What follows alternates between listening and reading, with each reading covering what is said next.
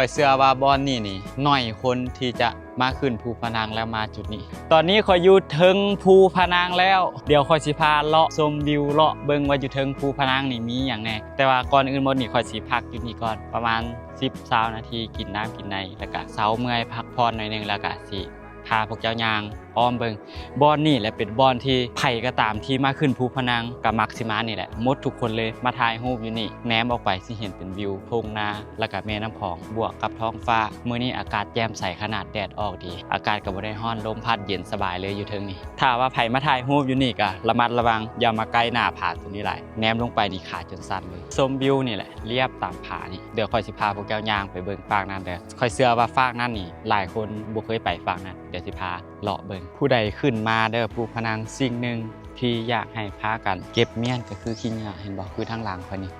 ขี้เหงื่อหกเมิดคือบอนนี่เป็นสถานที่ที่เฮามาขึ้นภูบ่ได้เสียเงินมาชมวิวบ่ได้เสียเงินเฮาขึ้นมาฟรีฉะนั้นเวลาเฮานำอย่างขึ้นมากินนะพยายามใส่ถุงกลับลงไปทิมอยู่ลุมหรือว่าเอาไปทิมอยู่เฮือนไปเดี๋ยวบัดนี้ค่อยสิพาพวกเจ้าย่างเลาะชมวิวอ้อมๆภูพนังนี่เด้อทางที่ค่อยสิไปแม่นสิไปทางนี้บอนนี่ก็เป็นอีกบอนนึงถ้าว่า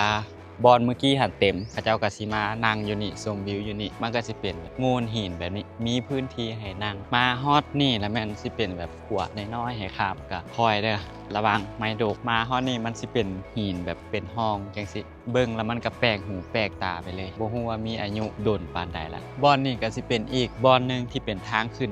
ทางนี้ก็ได้บอนนี่ก็เป็นโงูหินให้ชมวิวคือกันแต่ว่าคนสิมาน้อยเดี๋ยวค่อยสิพาพวกเจ้าย่างอ้อมไปทางนั้นไปเบิ่งทางนั้นเด้ออยู่นี่ก็เป็นอีกบอนนึงที่เป็นบอนชมวิวมานั่งอยู่นี่ก็ได้มื้อใดคนหลายพวกเจ้าก็ย่างมาทางฝั่งนี้เด้อมาชมวิวอยู่นี่ก็ได้นี่วิวฝั่งนี้ก็งามคือกันมันก็จะเป็นโงูหินกว้างสมควรมีพื้นที่ไว้เฮ็ดกิจกรรมได้อยู่ออกจากโงูหินตรงนั้นมาก็เลี้ยวซ้ายย่างเลียบตามป่านี่มาเรื่อยๆมันจะมีเส้นทางน้อยๆให้ย่างไปดอกข่อยเชื่อว่าบอนนี่น้อยคนที่จะมาขึ้นภูพนังแล้วมาจุดนี้เบื้องนี้ก็สิเป็นหินเบื้องนี้ก็สิเป็นหินคือกันมันสิเป็นห้อมไปแบบนี้มาถ่ายรูปอยู่นี่ก็งามคือกันน้อยคนที่จะรู้จักถ้าว่าเจ้ามาตามวิดีโอนี้เจ้าย่างมาเลียบซ้ายมาเรื่อยๆเจ้าสิมาฮอดบอนนี้ถ้าว่าเจ้าย่างวิดตัวหิน2ก้อนเมื่อกี้มาแล้วเจ้าสิมาฮอดจุดชมวิวตัวนี้เจ้าสิอยู่ลุมหันก็ได้หรือว่าเจ้าสิขึ้นมาถึงบอนข่อยนี่ก็ได้ชมวิวอยู่นี่ก็ได้มีหลายจุดให้มาภูพนังบ่แม่นแต่มาบอนทำอิฐหันเจ้าย่างเลาะอ้อมรถถ้าว่าเจ้าเบิ่งวิดีโอนี้เจ้ามาตามข่อยเลยก็ได้